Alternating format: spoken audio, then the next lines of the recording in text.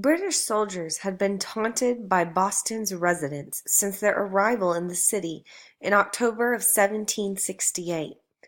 The troops had been sent to help Massachusetts acting Governor Thomas Hutchinson keep law and order in the rebellious city, but Boston citizens resented their presence.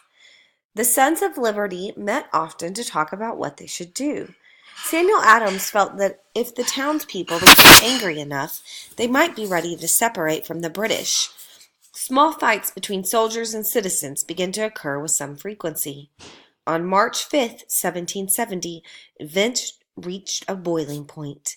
The city was covered with a layer of new snow. Outside the customs house on King Street, a barber's apprentice, Edward Garrick, shouted at a British soldier, Hugh White. Angered by the insult, White struck Garrick with the butt of his rifle. Garrick yelled for help, and a crowd gathered. Bells in a nearby church started ringing, sounding an alarm in the city, and more people rushed to the scene. White called for help, and 8 additional soldiers came to his aid. By some estimates, a mob of almost 400 people crowded around the British soldiers outside the customs house. In addition to shouting insults at the soldiers, the crowd began throwing things: a stone, some ice, a snowball.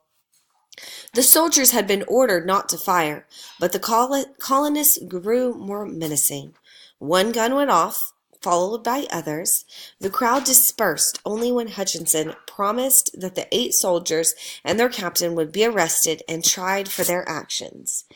By morning, 5 colonists were dead, and 6 others were wounded. For the soldiers' own safety, their trials were postponed a few months so that the Boston citizens could calm down. Hutchinson was forced to remove the troops from the city, which was a victory for the Sons of Liberty. However, the troops did not return to Britain. Instead, they moved to Castle William, an island in Boston Harbor. John Adams, Samuel Adams' cousin, believed that Britain's actions in the colonies were unjust. But John was a lawyer, and he believed that laws, not propaganda, would solve the problems. John and Josiah Quincy agreed to be the defending lawyers at the soldiers' trials. They convinced the jury that the soldiers had fired in self-defense. Only 2 of the men were found guilty of manslaughter. They were branded on the hand, a form of common punishment in those days, and discharged from the army. The Boston Massacre, known at the time as the Bloody Massacre in King Street, was just one of a number of events that contributed towards a complete break with Great Britain. The loss of life that occurred made it stand out, and the Sons of Liberty organized a propaganda effort to put the blame for the deaths on the shoulders of the British soldiers.